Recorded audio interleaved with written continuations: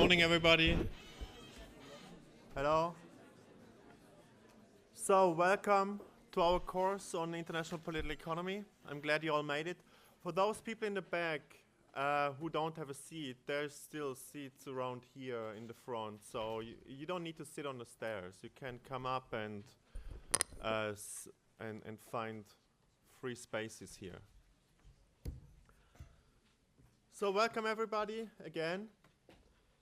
So this is our first introductory session on international political economy. Just an organizational issue. It turns out this microphone doesn't work.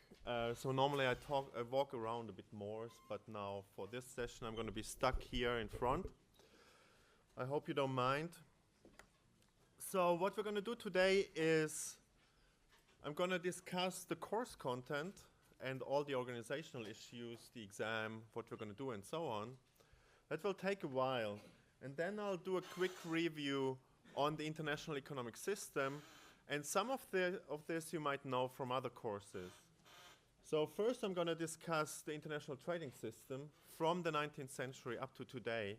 And then I'm going to do exactly the same for the international monetary system. So some of this you might know, but some of you might not have heard about it. So I will just review it again to make sure that we are all on the same page. And it's also useful to do this because this will show you what the questions are that we will discuss in this course. And then we're going to jump right into it, into the theories and the explanations from next week onwards. And let me start with a simple, quick definition of international political economy. First, it's obviously international, which means we're going to look at economic and political processes that go beyond a single state. And so from international economics, we're going to look at capital flows, international capital flows between countries. We're going to look at exchange rates. We're going to look at investments, and so on. In trade, we're going to look at international trade. In politics, we're going to look at all kinds of international interactions that are relevant for these economic processes. So thinking back to your all other courses that you did in international relations, what comes to your mind that might matter for international economics? Which international political events and processes might matter? Can you give me some examples?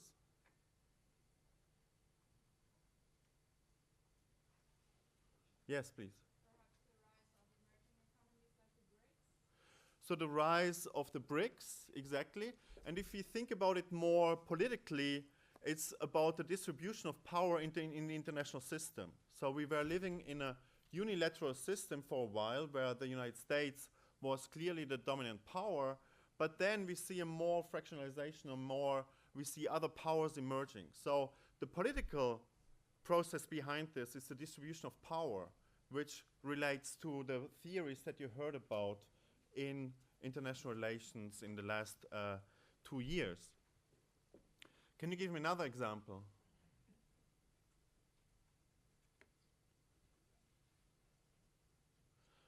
So a major factor, political factor in the international system that matters for the international economy is international agreements or international institutions. I'm sure you've heard a lot about international institutions and how they matter for cooperation.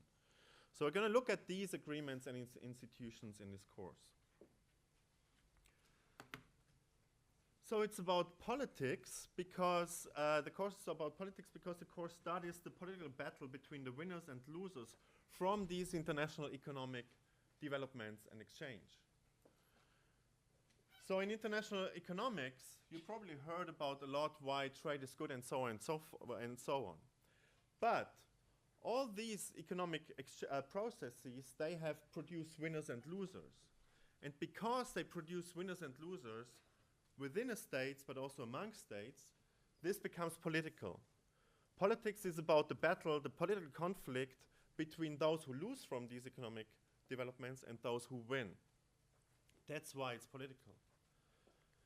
And it's about the economy because political processes then have an effect on how the economy evolves.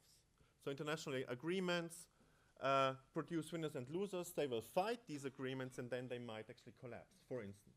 Or if we have a war plays a has major economic consequences. So international conflict has a strong effect on the international economy. So this is why we need to look at them together. And I think this picture nicely illustrates it. It means that we need to look at how politics on the international and on the domestic level affects economic developments, and the other way around, how it feeds back. So we're going to look at both directions of the causal relationship between politics and economics. And we're going to do it in this way. So the course is split into 4 sections. And the first section, which we're starting today, is more about the background and the history of international relations and international political economy. So today I want to talk about the history of the system, but then I'm going to look at, next week we're going to look at the history of the theoretical development. And here you will encounter some approaches that you might have heard in other classes, especially mercantilism, liberalism, and nationalism. And those 3 approaches, theoretical perspectives on international political economy, are the equivalent of realism, neoliberalism, and liberalism, or neoliberal institutionalism in international relations. And then in the next week, at the end, in the second part of next week, we're going to discuss to what extent these historical approaches are still useful to understand what's going on in the world today. Then we're going to move on into more modern international relations theory. So in the third session, I'm going to explain, we're going to derive an analytical framework, so a really simple structure that we can use to examine all the questions that are going to arise from the international economic system. And here we're going to build on international relations theory as it developed in the last 30 or 40 years. So this is partially a review of international relations theory that you might know already, and then the application to the course and to the questions that we're going to discuss in this course. And then we're going to use this framework to study the politics of international trade. And we're going to start on the systemic level. We're going to first look at the international system, how it promotes or inhibits trade cooperation. Then we're going to move on the domestic level and look how domestic political conflict affects trade, international trade. In the third week in this part, we're going to look at the politics of preferential trade agreements, or it's often called regionalism. So more and more, the world economy is developing into a somewhat fragmented system where we have regions who integrate, while on the global level, integration is stagnating. So we're going to look at this, and then we're going to end with the politics of trade and development. In the third part, we're going to do exactly the same again, but just for the international monetary system. We're going to start on the systemic level and look at international monetary cooperation, how it evolved and how we can explain it. Then we're going to look at the domestic level, monetary and exchange rate politics. Then we're going to look at regionalism, exemplified by European monetary integration. And here already we're going to talk about the crisis. Obviously, the most important event in the last 10 years in the Eurozone was the Eurozone crisis. And that directly leads us to the politics of international financial crisis. And then we're going to conclude by discussing what this all means for democratic politics and how international markets and democracy are consistent or not.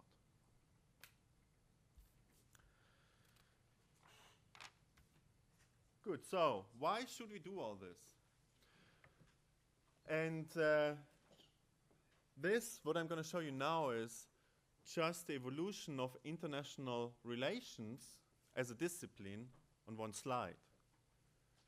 So you've taken 2 courses already in international relations, right? You've taken Relations internationales and Coopération internationale. So what do you remember from that? How did this discipline evolve during the last 60, 70 years? How did it start in the 50s?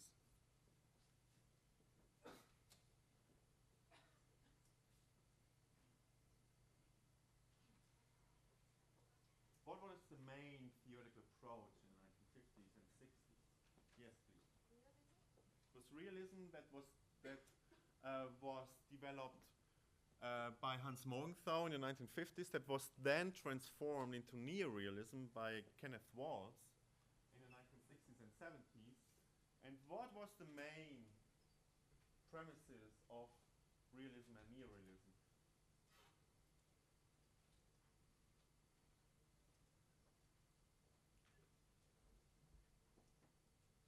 What does realism say? I'm sure you heard it so much. You should know that. Yes, please. System founded in anarchy, and it's just the states following their core interests. Exactly. So the system is characterized by anarchy, which means there is no international authority that implements rules and organizes the interaction. And this means that states simply follow their interest, and what drives the interest? What is the most important determinant of the interest? Either power or self-defense. Exactly. They care about their security. They worry that they might disappear. So power matters. Power is the most important factor that explains state behavior in the international system. Those are some of the main premises of realism. What came after that? What happened in the 1970s that led to a shift in the theoretical perspective? What came after neorealism? Yes. Neoliberalism or neoliberal institutionalism. And what do they say?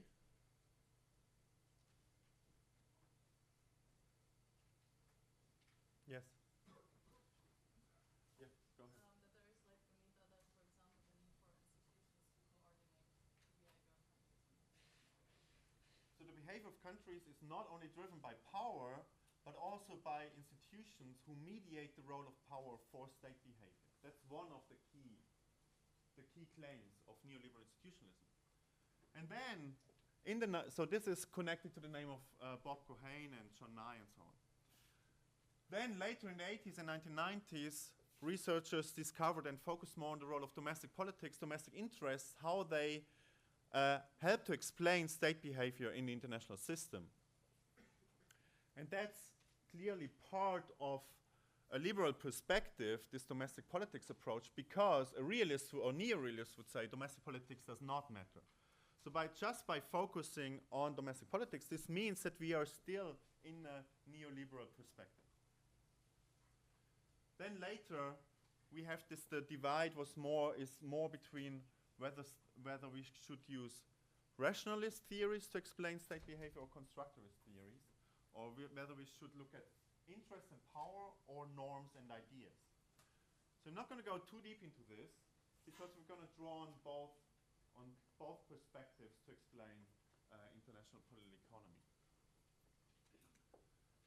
So, to summarize this, the main themes, the main topics in the early period in international relations was security, conflict, war, nuclear threat, deterrence, Cold War, arms races, and so on. Simply because these were the dominant questions that existed in this period. But later then, we looked at cooperation, international institutions, human rights, international law, and so on and so forth. So those are the topics that have emerged in the 1970s and 80s and which are still debated today. And as it happens, many of these questions are directly related to international political economy. These are questions that we're going to deal with in this course.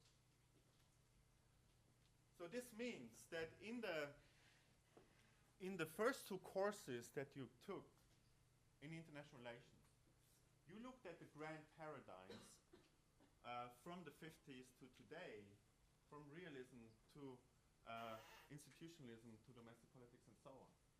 Then, in the second course in Coopération Internationale, you narrowed it down to questions of cooperation, and now we're going to narrow it further down to questions of how cooperation in economic affairs emerges when it collapses and how it affects state interactions.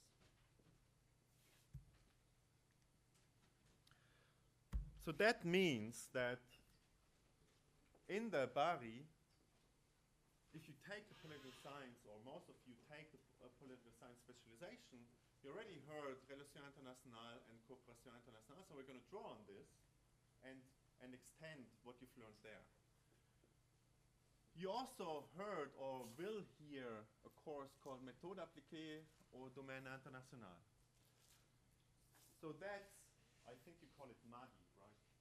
So this MADI course is actually very useful because there you learn the social science research methods that you need to answer all these important questions. So it might be a bit dry for you, but nonetheless it's really important. And what we're going to do in this course is you're going to see applications of the methods that you learn, qualitative methods and quantitative methods, statistical analysis. You're going to see applications to international political economy questions. I'm going to show you an analysis, a study that estimates the effect of the World Trade Organization on trade relations between states. I'm going to show you a study that examines the effect of your profession and the type of work you do on your attitude towards trade or protectionism. So we're going to use these methods that you learn there for this course. We're going to also draw partially on insights that you've learned from economics. So we're going to deal, all of you should have taken international economics by now. Some of them also have taken more specialized courses. And we're going to draw on some concepts from this course. So we're going to look at the Heckscher-Ohlin model. We're going to look at Ricardo-Weiner, trade theory, theories of comparative advantage, and so on. So we're going to use them. But I'm going to quickly review them, so even if you don't remember them so well, you will be able to understand what we're doing here. And what all this is about globalization. So there's courses in history that you might have taken which give you a sense of how the system developed. And here, we're not going to care so much about the history, but we're going to take specific examples that we want to explain with our common framework. So it's a less historical courses where the historical examples are just examples that we need to explain with a general theoretical framework that we will develop in the third week. Good. Any questions about this? No? Good. So,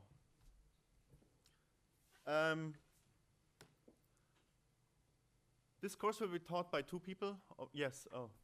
Go ahead. What is the pre-required economic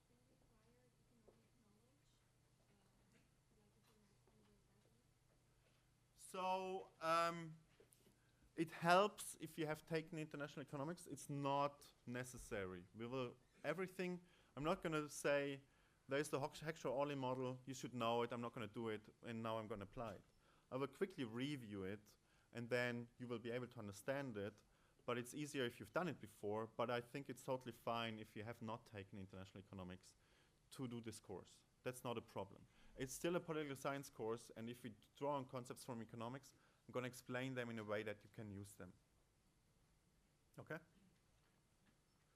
Good. So I'm doing the lectures, and there will be a complément d'étude, a tutorial, which will be done by Tanja Schweinberger, who's sitting here. And she will quickly explain to you in a moment what you will do in that part. Just an organizational issue. We will divide you into 3 groups.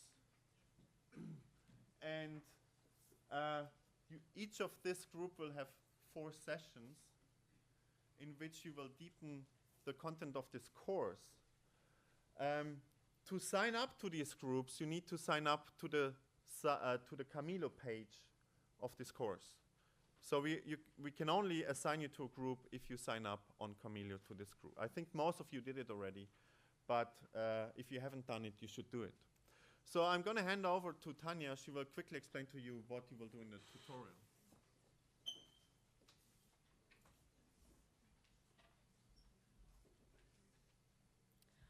Good morning, everyone. Welcome also to IP from my side. As Thomas already said, I'll be doing the tutorial. And basically, there's just sort of one key thing I really want to highlight about that at the outset, that the key objective of the tutorial is to prepare you for the exam. So basically, you probably will have to prepare less later on for the exam when it approaches if you come to the tutorial and if you try to engage yourself with the material there already. And we've also, based on our past experience as well, that we've made, people generally do better that attend the tutorial in the exam then as well. So I definitely recommend it very highly. See you all there.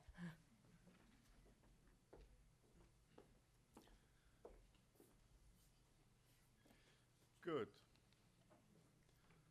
On the exam, I think that's what interests you all.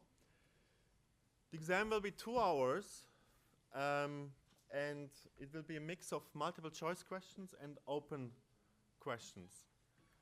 And the multiple choice question part looks like this. There will be 24 questions.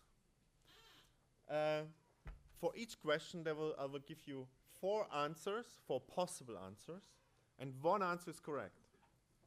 If you get the right answer, you get 1 point. If you don't answer, you get 0 points, and if you cross the wrong answer, you get minus 1/3 of a point. So there's negative marking, but I would say it's mild negative marking. Let me quickly explain to you why we do it this way. If you have no clue and you have 4 options, the chance that you're right for each option is 1/4, right? So by having this negative point of minus 1/3, this means you should be indifferent between making random guesses and not answering. Your expected utility is 0. If you have a clue about the answer of the question, you should answer because your expected utility is positive. That's the basic idea here. I don't want you to sit down and know nothing and still get 6 points by just doing random guesses. That's the point here. Then there will be an open question part. There will be 3 sections. In each section you'll get 2 questions and you have to answer 1 in each section. So you answer 3 questions in total. You have 2 pages to answer them. And you get a maximum of 8 points per questions. So each part counts 50% to your final grade. Okay? On Camilo, you find a folder with past exams. So I uploaded the exam from 2 years ago and from last year, so you know exactly what to expect. The one from 2 years ago is slightly different. It has fewer questions. It has no negative marking. So that's different, but you see the structure is the same, and it will be exactly the same exam as the one in January 2017. So you know totally what to expect. But to answer the open questions, you need to follow the structure that Tanya will show you and teach you in the seminar, in the tutorial. So if you don't go there and you just write up an answer, it's very likely that you get only a small fraction of the points, because we require a specific way of answering the questions. And the only way to learn it is to do it to come to the tutorial. And that's why those people who go to the tutorial will do way better than those who did not. One last organizational point. This course is recorded. I'll post the link on the Camilo site after the course, usually the day after. You also need a password. So the password, I sent around an announcement on Camilo with the password and the login. So you can access all the information there. Nonetheless, I would still recommend highly that you come because again, it's pretty clear that those people who come and listen to it here generally pay more attention and do better in the exam afterwards. Good. And on top of that, by the way, sometimes there's technical problems and I have no control over them. So if there's no microphone in 1 week, you cannot listen to it anymore, right? And I can't do anything about it. That's beyond my control. On the readings, there's a textbook, and you will read 1 or 2 chapters from this textbook, which is by Thomas Oatley. It's called International Political Economy. There's an international student version, which is slightly cheaper. You can buy that online. There's also some documents on Camilo that you can download from this course, from this book. I list a few others. They are not required. I just list them that if you're really excited about the content of this course, you can read more in these textbooks. They are really good. Some of them are more, the one by Sobel is a bit more complicated. It's more theoretical. The one by Ravenhill is really simple. So you can choose yourself what you like or what you don't like. Then, I think you're now in a state of your studies where you should read more scientific articles. So each week you will have 1 article from an academic journal that you have to read and you have to understand. And some of them, not all, but some of them are will be discussed in the tutorial by Tanya. I will always quickly talk about them in the lecture, but not in great detail. So it's up to you to read them and work through them. Just more broadly, this is not relevant for the exam, but I still want to give you a sense where to look if you want to know more about a topic, or if you want to write a bachelor thesis, a projet de recherche in this area. I'll list you a few journals where you could look. And those that are specialized in international political economy are International Organization, which is one of the most important international relations journal in general. It's actually the most important journal. World Politics is also very important. Then we have the Review of International Organizations, Review of International Political Economy, and so on. Much of this research also is published in the general interest journals. The most important here is the American Political Science Review, the American Journal of Political Science, the Journal of Politics, the British Journal, or the European Journal. So there you can also find interesting research in this area, or others on comparative politics, conflict, and so on. Any questions?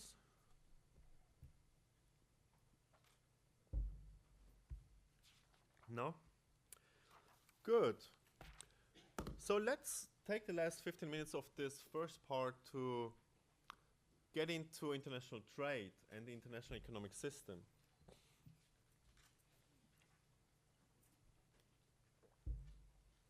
And the first question that arises when we think about the international economic system is, when should we start? When did international economic exchange take place in a way that it's actually relevant for us, and when it became political? So, this is mostly about globalization, right? This is about the increase in globalization and also when globalization collapses. Because globalization simply means that we have more and more international economic exchange in the international system. So when would you start? Or, if I say it differently, when did globalization begin? When would you start? Would you start in 1492? That's actually a proposition by Adam Smith.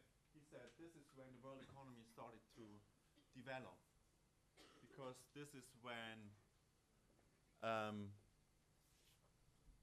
the new territories were discovered. Vasco da Gama shortly after discovered a route to the Far East, and so on. When would you start? Which date would you pick and why?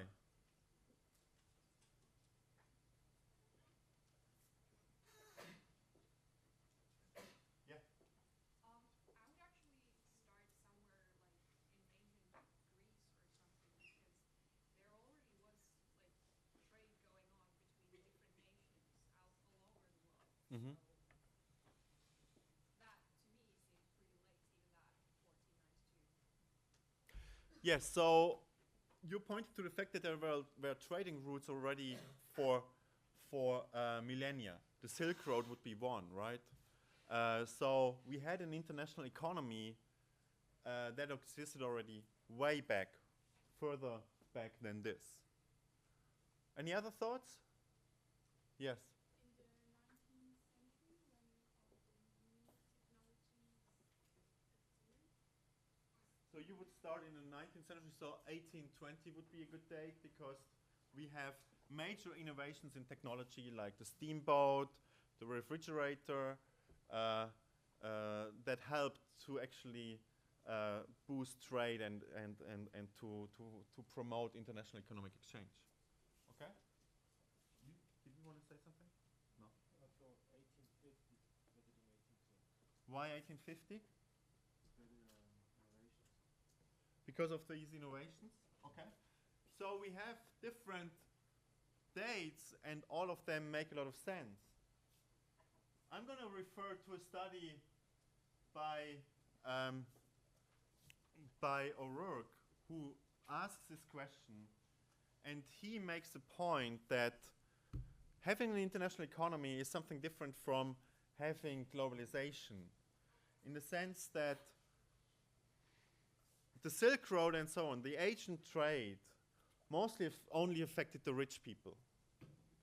So those were, the Silk Road obviously was a trade route where, for instance, silk was traded. But who was buying silk at the time? Well, not a peasant, not a farmer, right? It was a monarch. So it did. So whether this Silk Road existed didn't affect the farmer. It just affected the rich people. So they say globalization is different from trade. It's certainly true that we have an international economy before that, but it didn't affect most people. And what we want to look at, because we want to look at the battle between winners and losers, so we need to look at how much it affects actually ordinary people who then engage in a political fight, whether we have globalization or not. So we look at the effect on ordinary people. And the key obstacles to this is obviously freight costs and technology that was already mentioned, but for our course, what is really important is policy. Whether, because technology, that happens anyway, right? We can try to stop technological innovations, but it doesn't work really well. But we can change policy. So that's the political aspect here. It's less technology, it's more the policy part. So how do we measure whether it affects everybody or not? Well, what they say is we can measure this by looking at the cost at the country of origin of a product, any type of product, at the country of origin and the country of destination. So if you buy a computer or if you buy a car that was produced in Japan, the question is whether this car costs the same in Japan and in Switzerland. And if there's a huge difference, that means there are major obstacles to trade which prevent that everybody can actually benefit from the international exchange. So if there's a convergence of prices, this means we are moving towards a fully integrated international economy. And this is when globalization begins. That's their logic. So they do this, and they look at prices for products that have been around for a long time. So not looking at cars, they look at spices, right? Pepper, cloves, or they also look at coffee. And then they look at how much more pepper costs where it's produced, somewhere in Far East. So this is in Southeast Asia. And the price of pepper in Amsterdam, which is where those goods were delivered or were imported to Europe. So they start in the 1580s up to the 1900s. And here, 5 simply means that the price of this product was 5 times higher in Southeast Asia than in Amsterdam. That means there's a huge price increase. And if this converges, that means the price gap disappears. And what we see is that this markup is really high for the whole period until the late 18th century. There's a small hike here, which is the Napoleonic Wars. So you can see how war affects trade or the cost of goods. And then afterwards it totally collapsed. So in 1820, we see this sharp conversion of prices, which was unseen before, if you look at these centuries here. So they say globalization really starts after the Napoleonic Wars in the 1820s. And if you look at the studies in international political economy, you will see that most studies actually start to look at international politics and international economics in this period. So we take this as a starting point for international political economy.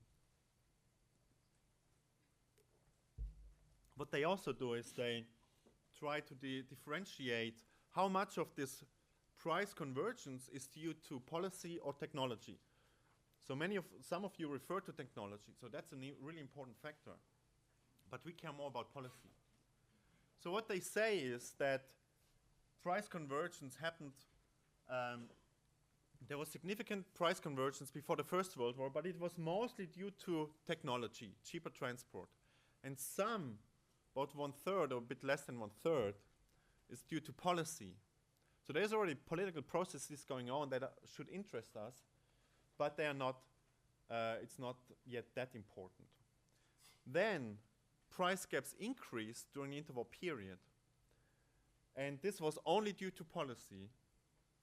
And then again, since the Second World War, we saw a huge increase in globalization, a huge conversion of prices, which was mostly due to policy. So now we are in a world where technology matters, but policy matters more for international economic exchange.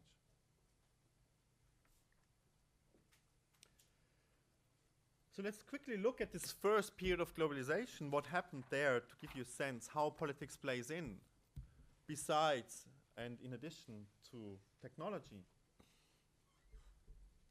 And what we see here is a gradual dismantling of tariffs and taxes on imports until the 1870s. So this already started in the 1780s. So Britain started to experiment with trade liberalization in 1980 onwards.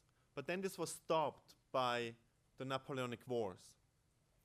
And after the Napoleonic Wars, so the Napoleonic Wars basically, war is simply inhibits trade, increases the cost of trade massively, and led to a collapse of trade. Partially, for instance, Britain imposed a naval blockade on the French coast, so the European mainlands could not be reached by traders anymore, and so on. So after the war, trade increased again, and this was when politics started. Trade increased. For instance, European agricultural producers, European farmers started to export to Britain. British landowners and British agriculture was not competitive at the time. We're going to explain in a few weeks why this was the case. So what they did is they lobbied in the parliament to impose a tariff, which was the so-called Corn Laws. They were imposed in 1815. And this tariff then started a big political struggle between different groups in Britain, so the manufacturing industry, which was located in Manchester, for instance, against the landowners, but the working class was aligning with the manufacturing class against the landowners to fight against this law. And this political fight had even major implications for the British party system. This is when the Liberal Party became really, really strong, and then, which is now the Liberal Democrats, for instance. So political fights over trade have major repercussions on domestic politics, for instance, on the party system, and this has been going on for several decades until the Corn Laws were repealed in 1846. Then, with this movement to free trade, we saw international cooperation, which was unseen before. And the milestone here was the so-called Cobden-Chevalier Treaty. And this is a treaty between Britain and France. It's one of the first free trade agreements. And it includes the so-called Most Favored Nations Clause. And this Most Favored Nations Clause is the foundation of the World Trade Organization today, of the global trading system today. So this was a milestone. Just a side note here. So Cobden was a member of parliament in Britain. He was fighting against the Corn Laws. He was also a manufacturer. He was from Manchester. But he was also writing on international politics more generally. So what he proposed is to establish international courts and international institutions. And obviously he knew that would not happen, but it was a vision that actually is the case today. So the World Trade Organization is such a strong international organization that Cobden had in mind almost 2 centuries ago. And the World Trade Organization has a so-called dispute settlement mechanism, which is an international court that rules over the policies of other countries. So that's exactly what Cobden had in mind back then, and it's actually got realized later on. German unification, but also Italian unification, was a political process that was really important for trade in Europe, for instance. So what you can see here is that there were major political events that affected international trade, and international trade then had repercussions on domestic politics. That's the point here. And the result is that trade peaked in 1913 before the First World War. And here's a description how life looked back then, probably not to everybody, but to a fair amount of people. And that shows you how trade now started to affect the life of ordinary citizens and not just the life of the king. And this description says that life offered at a low cost and with the least trouble conveniences, comforts, amenities beyond the compass of the richest and most powerful monarchs of other ages. The inhabitant of London could order by phone, sipping his morning tea in bed, the various products of the whole earth, and reasonably expect their early delivery upon his doorstep. He could also invest his money into firms far away, and so on and so forth. And this is not something that, this reads like a bit like today, right? But this is John Maynard Keynes in 1919, right? So that might come as a surprise that these political processes back then already produced economic outcomes on the international level that resembled very much those that we see today. And you will also be surprised to see that the political fights that we saw back then were very similar to the political fights that we see today. So we can learn a lot from these older periods. Before I go to the interwar collapse, I think we should take the break. So come back in 15 minutes, and then I'll tell you the rest about the international economy.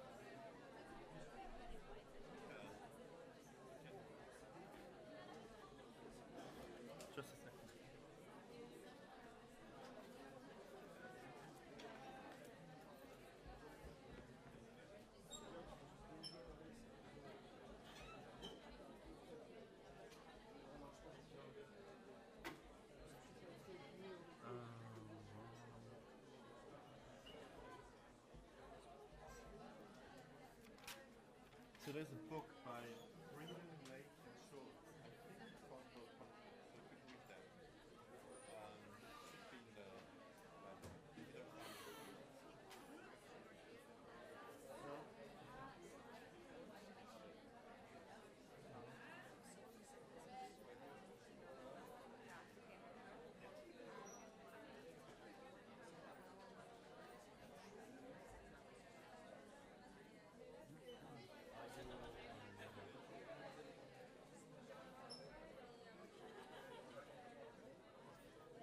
So last year we had a few people from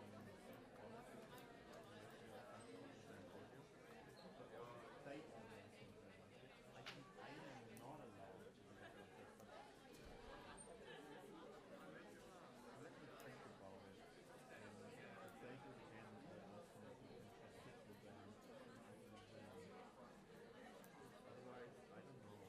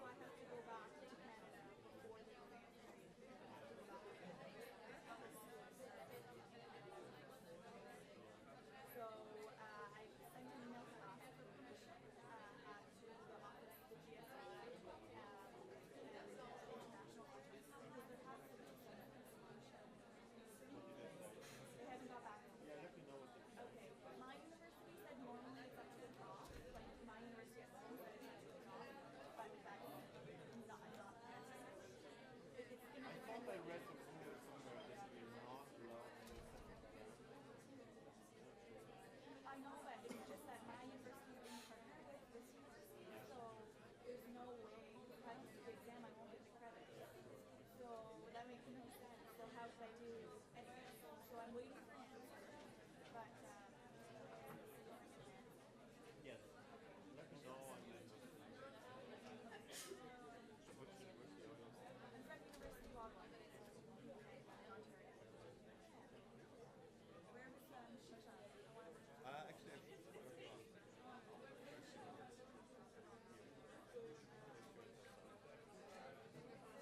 Thank you very much.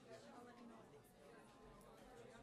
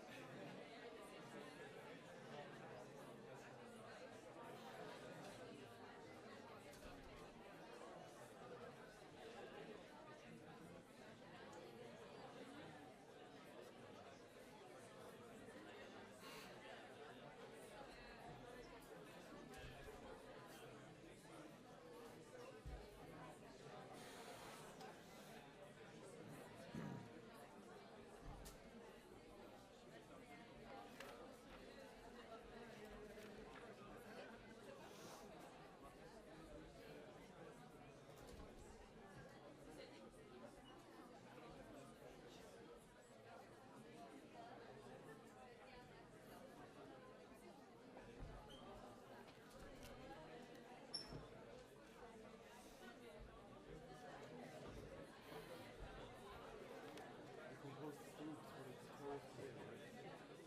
Should it? On the 7th of June. Yeah, we do it tonight. Tonight. So you have to sign. No. You sign up for Camilo will do everything. You sign up for this course Yes, for I know. Camilo, and then we'll do the rest. We're going to inform you next week. And it's just once a week, of course, right? Before seminars. Yes.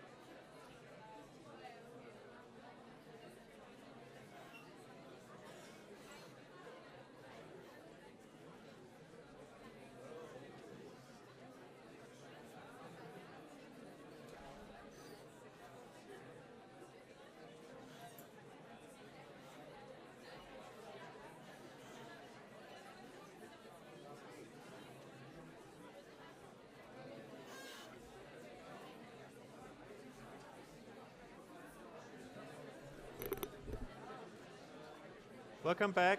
Hello. Could you please all take your seats? Could you please sit down again?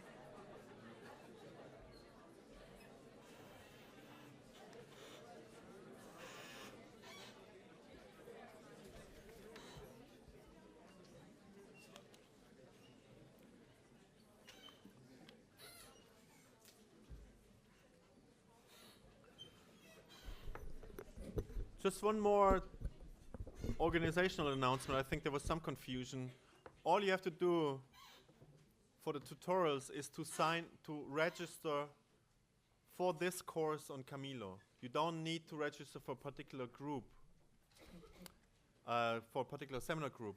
All you do is you sign up for this course, and then we'll do the rest. We'll assign you to a group, and we'll write you an email tonight or tomorrow in which group you are, and when the dates are, when you should come to the tutorial. That's all you need to do.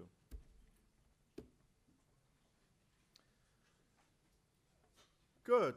So I was just ending telling you how globalization proceeded before the First World War. There's a question. Yes, you said that before this era this trade was mostly luxury products, but it was not kings weaving the silk scarves and garments. So how does it not affect the people at large?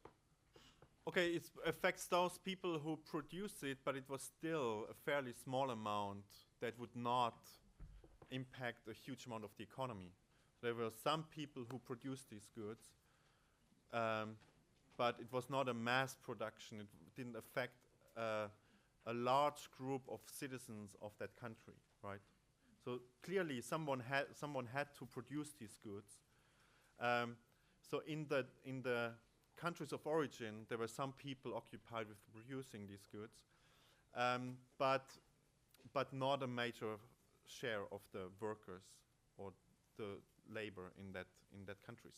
It affected very few countries in the countries of destination, because only very few countries consumed, very few people consumed these goods. So that's the point. So I'm not saying it didn't have no impact. That's not the point. It did not have an impact that affects a huge amount of people. Because Switzerland today mostly produces things for companies or rich people, and it still affects everyone. I mean, the Swiss watches are mostly luxury ones. But also it's different that all of those people in the manufacturing, most people in the manufacturing sector are working in the export-oriented sector. This was not the case in the ancient times. The banking sector is highly internationalized. So again, that's a sector that highly depends on globalization in finance. And let's take the manufacturing sector again. The machine industry is really important, and the machine industry then produces machines for firms who then produce mass consumption, goods for consumption. So in that sense, it all also depends on globalization that affects everybody. That's so it's very different from back then. Any other questions? Okay. So then, after this first era of globalization, we moved into the interwar period. So we had the First World War. We're not going to talk much about this event, but it had a major impact. In the first period, after the First World War, things start to normalize a bit, at least in the United States and parts of Europe in the 1920s. But then we had the Great Depression, and that produced a movement towards protectionism. And a few key examples, again, highly political examples. The first one is the Smoot-Hawley Tariff. So these two people, this is Mr. Smoot and this is Mr. Hawley. Mr. Smoot was a senator in the US and Mr. Hawley was a representative. And they initiated this bill that just demanded the protection of the agricultural producers in the United States. And that led to a big bargain, a political bargain, which ended up with this huge tariff on goods across the board. and average tariffs then increased by about 40% in the United States. Now the question is, how could this happen? Because it started with a much smaller proposition. And the answer is in the political system of the United States at the time, how trade policy is conducted. It was fully in the hands of Congress. And because it was in the hands of Congress, there were all these bargains between between representatives of different districts that represented different industries. And one representative would say, well, I vote for your tariff, but I want to get something in exchange which helps the industry in my district. So there was all this log rolling, as it's called, that produced this huge tariff. So the political system produced an outcome that was unintended beforehand. Another good example is the so-called imperial preference system, which is, again, has a lot to do with politics. In the 1920s, there was a coalition between the Labour Party and the Liberal Party in Britain that was in power. And they tried to resist these protectionist tendencies. They lost power after the gold standard, I'm going to explain in a moment what this is, collapsed in 1931. And they were replaced with a conservative government, and the Tories were much more protectionist at the time. And they also had the idea that they should build a trading bloc which discriminates against countries outside these trading blocs, and they should build these trading blocs with the Commonwealth countries. That's why it's called the imperial preference system.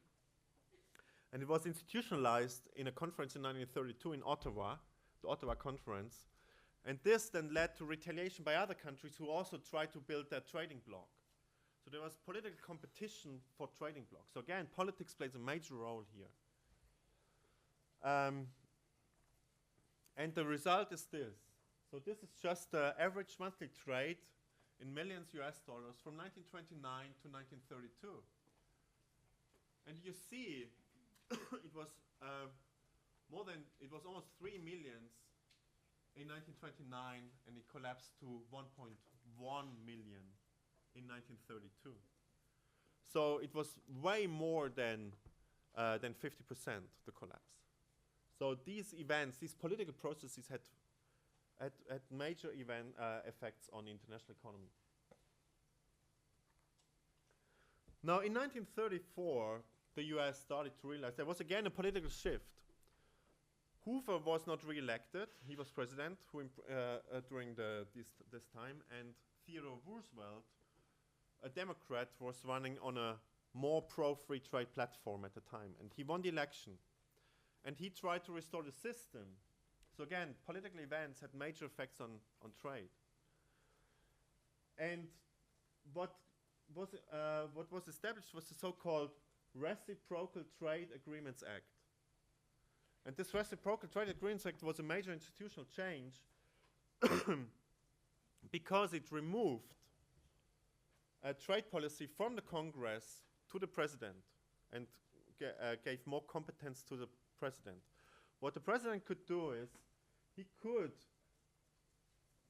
initiate international negotiations with another country and propose bilateral tariff reductions up to 50%. So he could go and come to Switzerland and say, I propose to reduce tariffs by 50% if you do the same. So it must be reciprocal. So reciprocity plays a major issue. So reciprocity is central in international relations theory, right? And here is an example of reciprocity. So that's an institutional reform on a domestic level of the United States, which had major repercussions on the international system. But it was too late. So there was a series of trade agreements that were being signed until the Second World War, but then the Second World War came, trade collapsed again, and we move on to the post-World War regime. And this regime now is really based on, it captures the ingredients of what we just discussed. It was established, it's the so-called GATT system, the General Agreements on Tariffs and Trade, that was established in 1947, there were attempts to install an international organization, the International Trade Organization, but that failed. And this organization was established in 1995, the World Trade Organization, which is now based here in Geneva. And the norms and rules that this organization or this institution embodies is first market liberalism and non-discrimination. And so this is all the theoretical foundation of these norms come from Adam Smith and David Ricardo and so on. So you've probably heard about all them in international economics. I'm going to quickly review it very quickly in the 4th week of this course. And the specific rules that then embody these norms are the most favored nations rule, which, as I said, was already a part of the Copton-Chevalier Treaty from 1870 between Britain and France. So the most favored nations clause means that you should treat all trading partners as good as your most favored nation trading partners. So you should lower the tariffs to the lowest levels that you impose on imports from the other countries. And the national treatment rule simply means that you apply the same technical standards to firms from abroad as you do to domestic producers. And the World Trade Organization here serves as a forum for negotiations. It administers trade agreements. It provides a lot of information about trade policies of other countries. And that's crucial again for international politics. So neoliberal institutionalism basically says that to promote cooperation, we need to reduce information asymmetries. And international institutions have that role. And that's what the World Trade Organization does. And I'm going to explain this in greater detail in the 4th week. A really interesting feature is this so-called dispute settlement procedure, which is an international court. And again, this serves as an instrument to impose political blame, but also to provide information about the behavior of others and to set standards. This is how the system evolved. So there were a series of negotiation rounds that took place, and the biggest problem at the beginning was tariffs. So all the negotiation rounds up to the 1970s only aimed at reducing taxes on imports from other countries. In the 1970s and 80s, the tariffs were so low already that some major obstacles to trade were so-called non-tariff barriers. So all kinds of regulations, health and safety standards, environmental regulations, would have a good purpose, but they can also be used for simple protectionist purposes. And then later on, in the Uruguay round, which took place in late 1980s, we moved to trade in services, intellectual property rights, and dispute settlement. And now there's another negotiation round ongoing, which is the so-called Doha round, but it was never concluded. It's actually failing, and it's not clear if it will ever end, which deals with more these topics in greater detail. Now, that example already tells you what's happening on the international system. There's a stagnation on the global level, so the multilateral international system is stagnating and it's not being developed further, partially because we saw a rise of new regionalism. So in parallel, we saw the evolution of regional trading blocs, especially in Europe. So the European economic communities, which started in the 1950s, that turned into the European Union. And much of this, especially initially, but still is about trade, right? So what you often perceive as globalization is actually, a lot of that is actually regionalization, because a lot of economic integration happens on the regional level and much more often than on the global level. But this is not just in Europe. We see the Canada, United States Free Trade Agreement that then turned into NAFTA, the North American Free Trade Agreements. And then we see a series of bilateral or trilateral treaties. A literal explosion since the 1990s. I'm going to show you the numbers in a moment. And those are really heterogeneous. We see agreements between which are different in terms of depth. So the European Union is highly integrated. It's a deep process of integration. Others just cover tariffs, which is much less deep. We see these agreements within regions or across regions. We see them between similar countries of the global north. We see them between countries of the global south. We see them between countries of the north and the south. So they are really heterogeneous. But what you can see here is how important they got. So we see here, this is simply the number of preferential trade agreements. So bilateral or trilateral agreements between countries in the area of trade, but they also cover many more things today. And here you see very few. You see, and those peaks are mostly the European Union or NAFTA. And then in 1990 you see this explosion. So there were more than 40 treaties being signed per year in some years. So this is now the major driver of globalization. And the question arises, to what extent does this help or undermine this multilateral system that's represented by the World Trade Organization? And the other question is, why do we see this in the first place? Why do countries move away from this multilateral system to these regional or preferential trading systems? Those are the questions that we're going to examine in the third week of the trade part.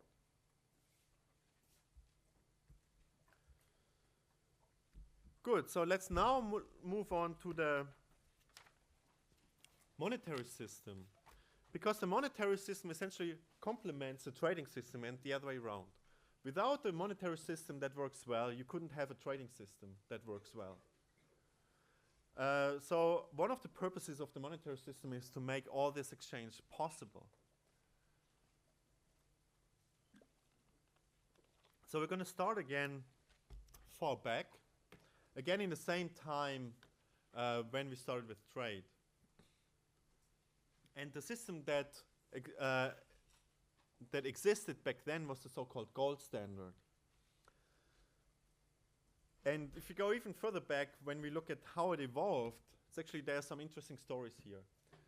So the first, and we see some really important names that we will encounter again and again in this course. And the first one is John Locke, sorry. I'm already thinking about David Ricardo. John Locke, who actually promoted and convinced the parliament in 1696 to adopt the silver standard. So you have the money is connected to silver, to some precious metal. So the name pound or lira or peso simply refer to the weight of silver in a coin, right? That's where the names from these monies come from. And John Locke liked a silver standard, and he disliked bimetallism, which means that we have gold and silver at the same time. So he convinced the parliament to have a silver standard, but still there were gold coins around. So what happened is there was an institution that was called the Mint in Britain, which was a kind of a central bank thing, but it was a bit different. But the so-called master of the mint was Isaac Newton, the famous Isaac Newton. And what Isaac Newton did is he computed a price of exchange of gold and silver. So he said, for this amount of 1 ounce of silver, you get this much gold, right?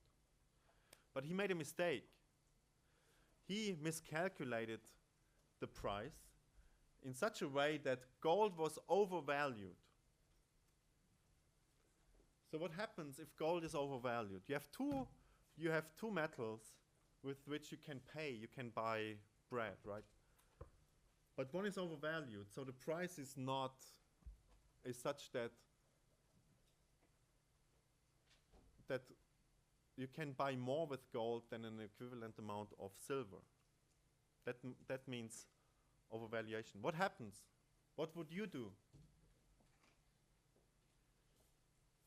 have a silver coin, you have a gold coin. You want to buy stuff. What would you do?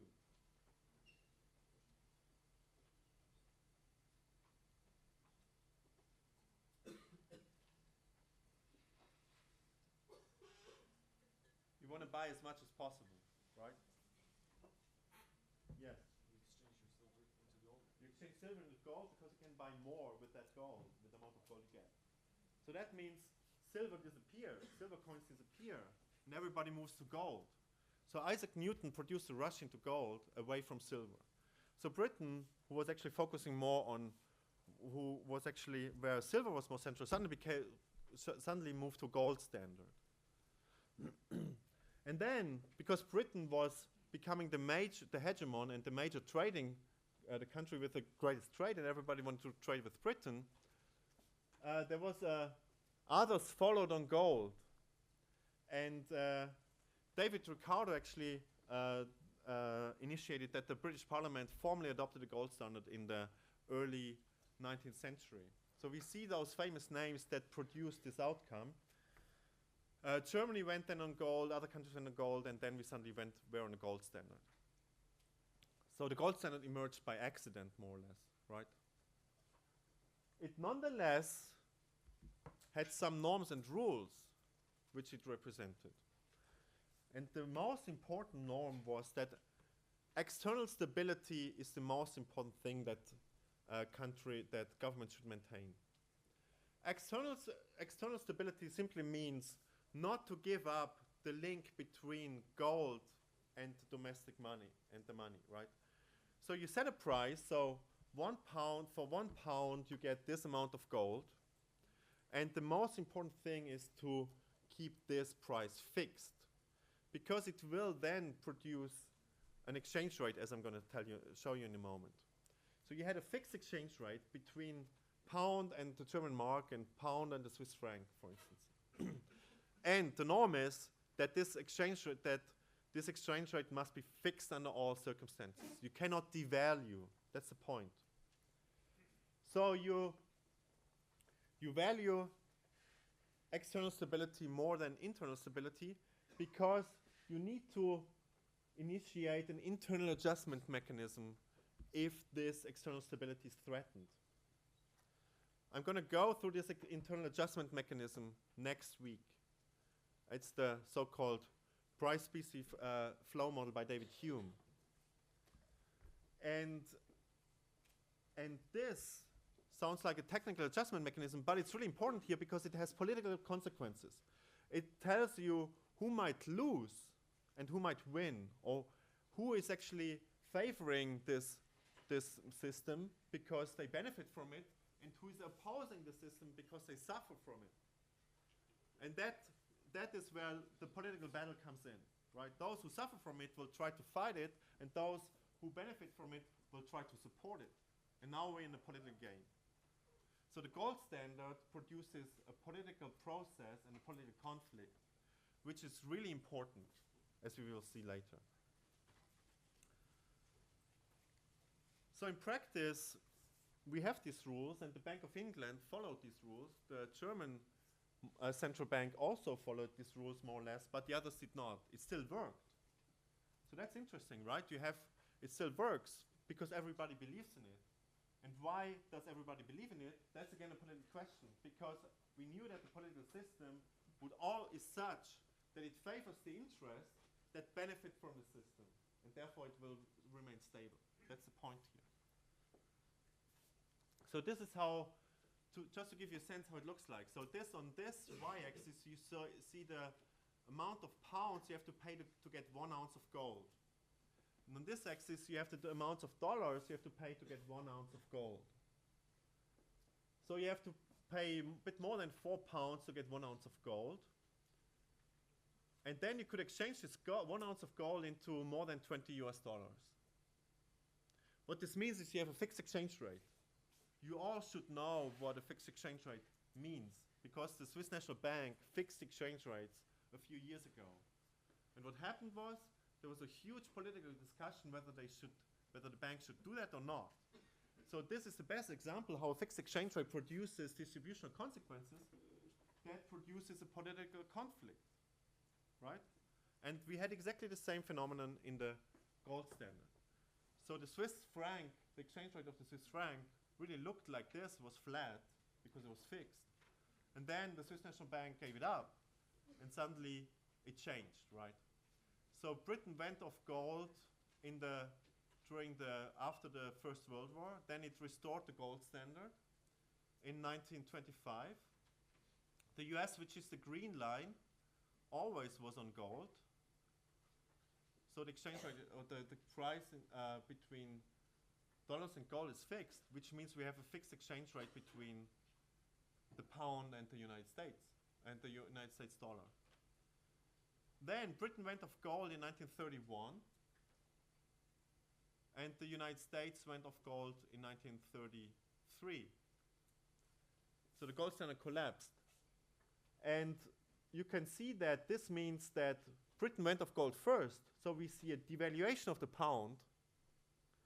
Then the US goes off gold, which leads to a devaluation of the US dollar, or in other words, the exchange rate is back to the old level, right, between the pound and the dollar. So this has international distributional consequences as well, right? So first, British firms became more competitive at the expense of US firms. Then the US goes off gold, the old exchange rate is restored, and the British firms lost their competitiveness again, or they're gaining competitiveness based on the exchange rate change.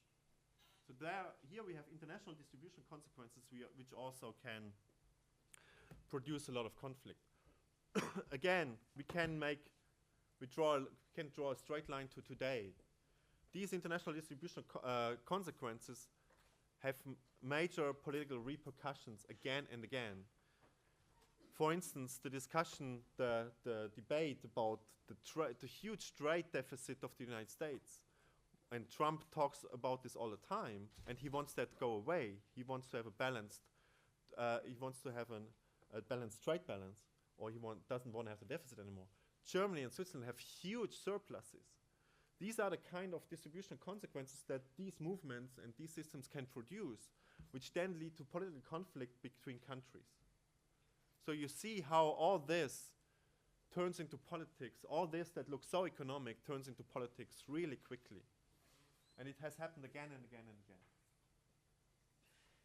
For instance, in the interwar period, we saw hyperinflation in the 1920s, which led to the return to the gold standard. The Great Depression hit, and we had all these huge problems. For instance, current account imbalances.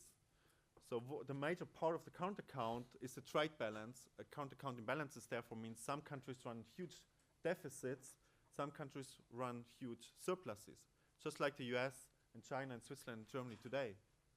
And this produces problems and led to the dissolution of the gold standard. So this is simply the number of countries on gold from 1921. We had less than 10. We moved up to almost 50 in 1930. Britain leaves the gold standard, partially by accident actually, as we're going to learn next week. And no, it's actually in the first week of the part on international monetary affairs. And then it collapses, and we're back to zero in 1937. So one question that arises here is, why does this gold standard that worked so well before the First World War, why does it do so miserably after the First World War and with the collapse just before the Second World War? And to explain this, we again need to look into political factors. We will use political factors to explain this outcome here. So moving forward to the Bretton Woods system, again we see some really famous figures here.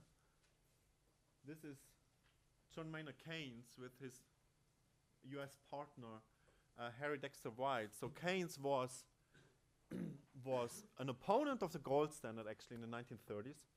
He disliked the gold standard. He said we should get rid of it.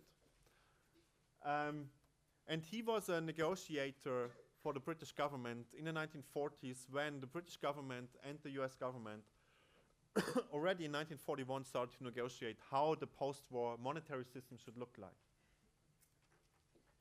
And they started in 1941, but the negotiations were concluded in 1944 in a small town called Bretton Woods. It's this one. That's why it's called the Bretton Woods system. And Keynes had very clear ideas. He liked free trade. He wanted to have a system that promotes free trade, but it should not be should not include the gold standard anymore. So he said, and he saw the problem of the gold standard in the political problems that it produced in those new democracies in the 1930s. So he said the gold standard is incompatible with democracy. Because in democracy, we need a system that gives the government some autonomy in economic affairs. In other words, a government cannot subordinate everything to external stability, which is required by the gold standard. So he says we need something else. We need a system that promotes free trade, but also grants autonomy to the governments. And that's what later international relations theorists, so John Ruggie, called this embedded liberalism. So it's liberalism because it promotes free trade, but it's embedded in the idea that governments have autonomy to manage the domestic economy. For instance, if there's high unemployment, governments can interfere with monetary or fiscal policy. And so the outcome was an exchange rate system where we have a fixed exchange rate, but those could be adjusted. If there's a huge trade deficit in a country, that country could devalue.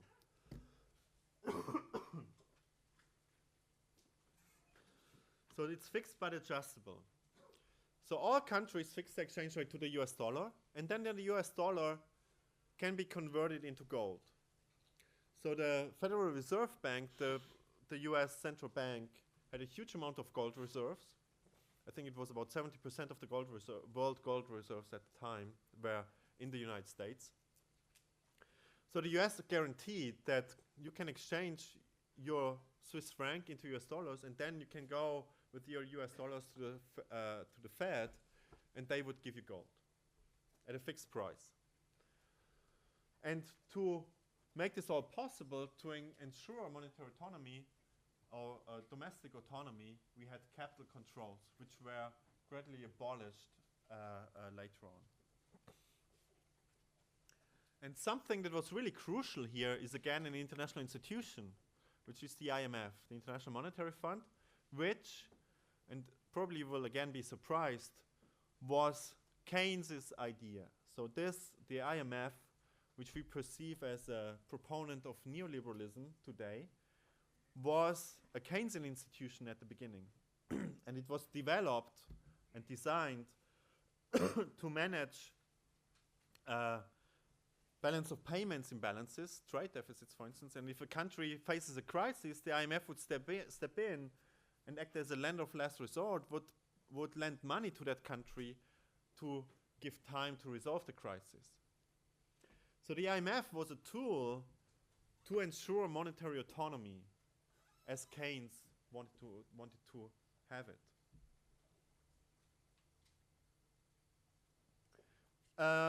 From an international relations perspective, that institution is again important because it does what neoliberal institutionalism says institutions should do. It provides a lot of information on countries' exchange rate policy and capital account restrictions and so on. So it provides information that is necessary for countries to be able to cooperate, as the theories say. So again, that system worked for a while, but then it collapsed again.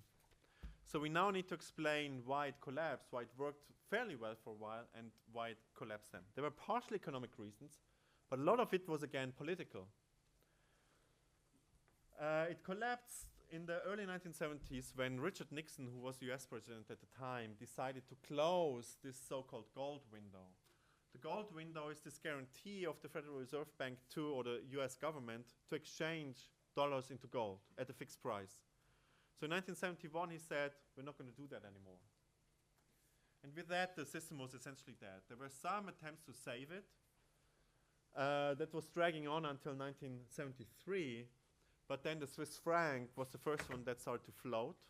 The Swiss government moved to a flexible exchange rate. In March 1973, the German government followed immediately. And those floating rates, which were not foreseen in the IMF Charter, were legalized, so to say, by an agreement in 1976. So if you read the IMF Charter, you will see all these. I'm gonna go through it in a few weeks, but you will see all these references to the policies that were relevant at the time. And now we're moving into a system which is characterized much more by ad hoc cooperation, which means countries, the big powers, were circumventing, bypassing the IMF. That was the time when the so-called G meeting, the G7 meetings, which now became the G20, but G7 still exists, when those meetings were initiated. So one was the Bonn Summit in 1978, when again there was a big political conflict over Germany being having a huge trade surplus, and the US having and Japan as well, and the US having a huge trade deficit. So the same conflict that we have today, we already had it in the 1970s. And there were negotiations in Bonn what to do about it. You might have heard about this famous paper in International Relations by Robert Putnam on two-level games. Who has heard about that?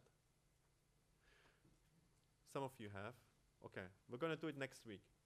It's a really important paper that explains in very general terms how domestic politics is important for international negotiations.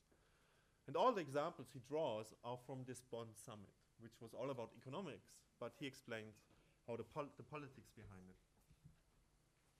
We saw another agreement, the Plaza Accord in 1985, when the US dollar was becoming stronger and stronger. So the US dollar then declined again after this accord. Then it declined so much that it again produced distribution conflicts. So we had the Louvre Accord and so on. The point here is that we're moving from this system, this well-designed system, to a non-system, to this from the centralized system that's centralized and embodied by the IMF, to this new system that has no center, where everybody can do what they want. I'm going to explain this figure in a moment, in a few weeks in greater detail, but this basically tells you it's a mess. This is simply the exchange rate regime, fixed or flexible, that each country has in a particular year from 1975 to 2005. So Australia moved from a 1, means that we have a fixed exchange rate, and then they moved to a fully flexible exchange rate and kept that exchange rate flexible. The dashed line is what they really do, and the solid line is what they say. There's already a mix between distinction between what they say they do and what they really do. Some countries have fixed exchange rates, like Luxembourg, Netherlands. Switzerland moves up and down. They say we're having a flexible exchange rate, but de facto they're really fixing or managing it a lot. Spain goes in all directions. So what this means is basically we now have a system. Before we had this Bretton Woods system where it was clear everybody should fix to the US dollar, and the US dollar is fixed to gold. Now we have everything. Now the question is, why is that the case? Why are we not able to have this centralized system anymore? And which country does what and why? And again, political factors are crucial here.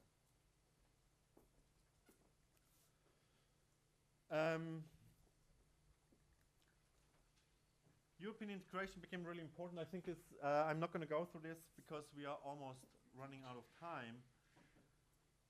But what we're going to do is we're going to move, we're going to explain, and we're going to trace and explain this process of monetary integration from the so-called snake to the European monetary system, to the European Monetary Union that moves from a fixed but adjustable rate to a hard peg to a currency union. Some countries are in, some countries are out, we now have this huge crisis, but it's not huge anymore, but it's still there. We need to explain why this is the case, and that's what we're going to do in the third week of this of this part on monetary systems. More generally, what we have seen in the system is a wave of crises. So we had the Latin American debt crisis in the 1980s. We had the Asian market, the Asian crisis, or more generally emerging markets crisis. We had the global financial crisis, which are all related to these different systems and how they work, and they produce a huge amount of political repercussions. So we're going to talk about them as well.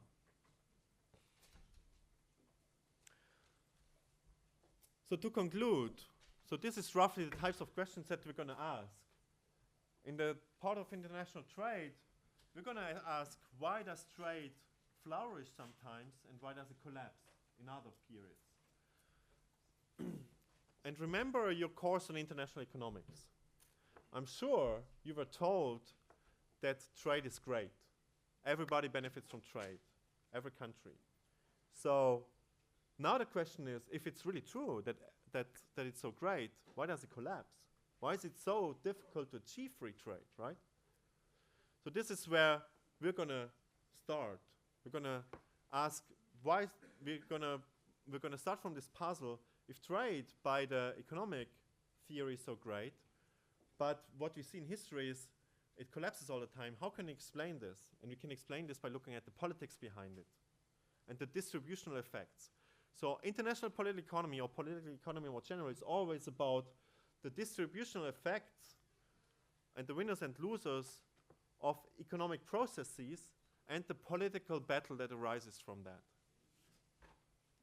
And here, international institutions can help mediate these effects and help or undermine, or help to achieve free trade. In international money, we're going to ask parallel questions. Why are systems sometimes stable and sometimes do they collapse? And what role do democratic politics play here? So more generally, who benefits from a fixed exchange rate, for instance? Who benefits from a flexible exchange rate? And what power do these different groups have, and how can they affect political decision making, producing a certain outcome? And I think Switzerland is a great example. So we're going to come back to Switzerland when we talk about exchange rate politics and study the political processes and the political repercussions that these choices, these purely economic choices, have on countries. Good, I'll end here. So come back next week, and then we're going to talk about mercantilism, liberalism, but also about what this means for today.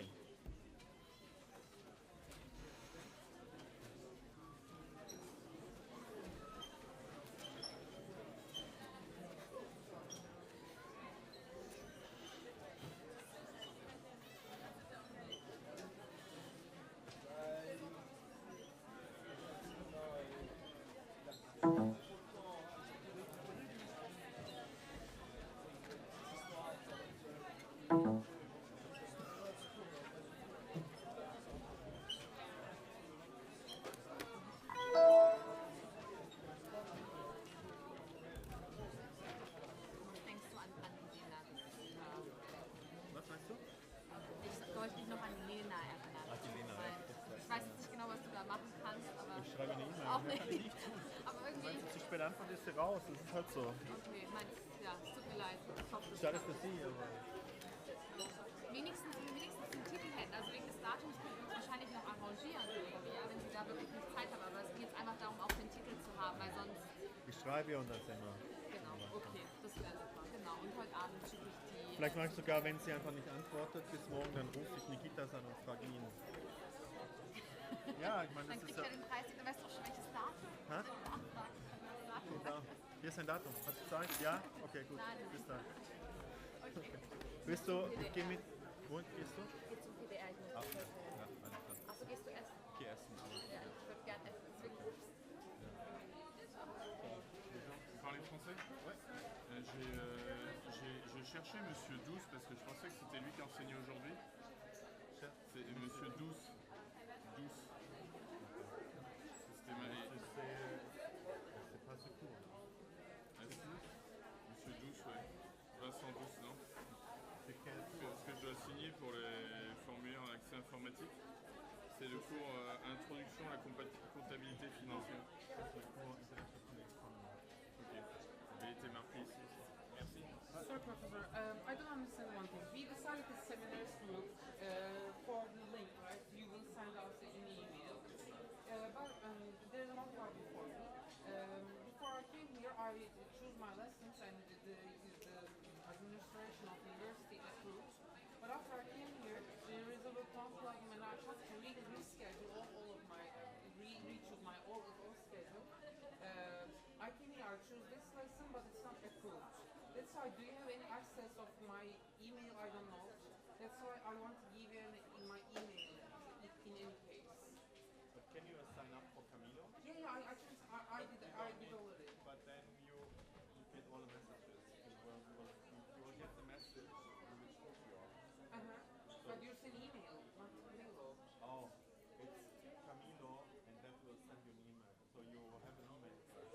Ah, So you will send it via Camilo, but you will send an email. okay. Okay, thank you.